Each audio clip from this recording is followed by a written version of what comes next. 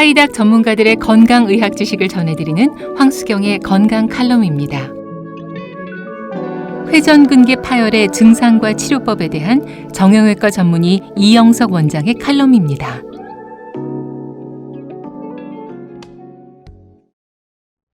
건강보험심사평가원에 따르면 회전근개 파열 환자 수는 2010년 34만 2천여 명에서 2016년 64만 7천여 명으로 6년 동안 무려 90%가 증가한 것으로 나타났습니다.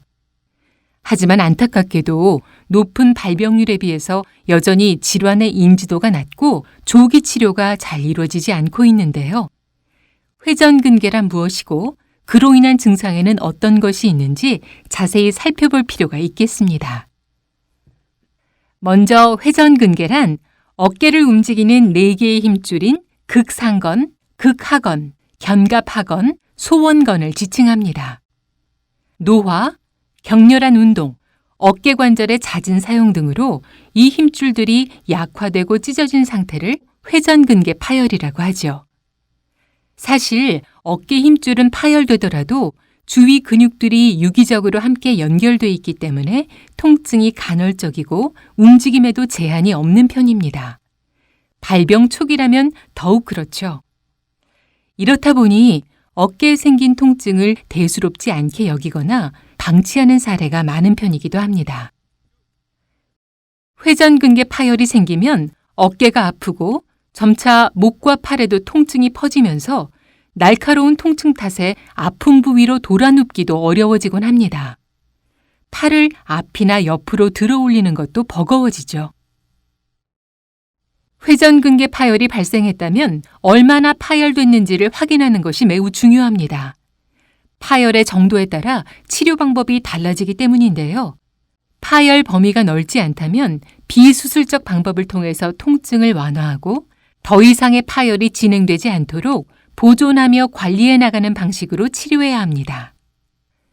반면에 부분 파열이 50% 이상이면서 보존적 치료에도 통증의 호전이 없는 경우, 그리고 완전히 파열된 사례라면 봉합술을 통해서 찢어진 힘줄을 치료해야 합니다. 회전근개 파열 봉합술은 관절경을 통해서 이루어지는데요.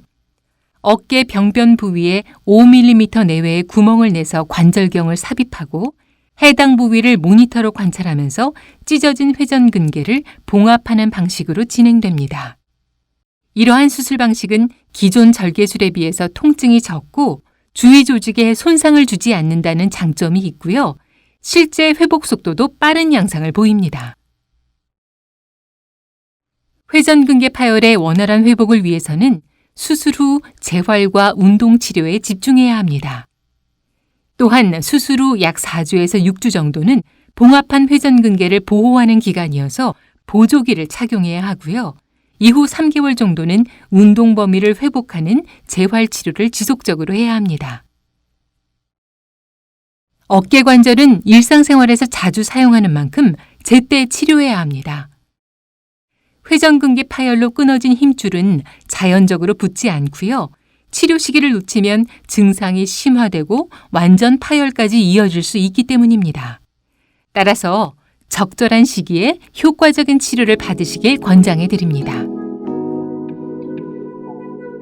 지금까지 칼럼의 이영석 원장, 내레이션의 황수경이었습니다.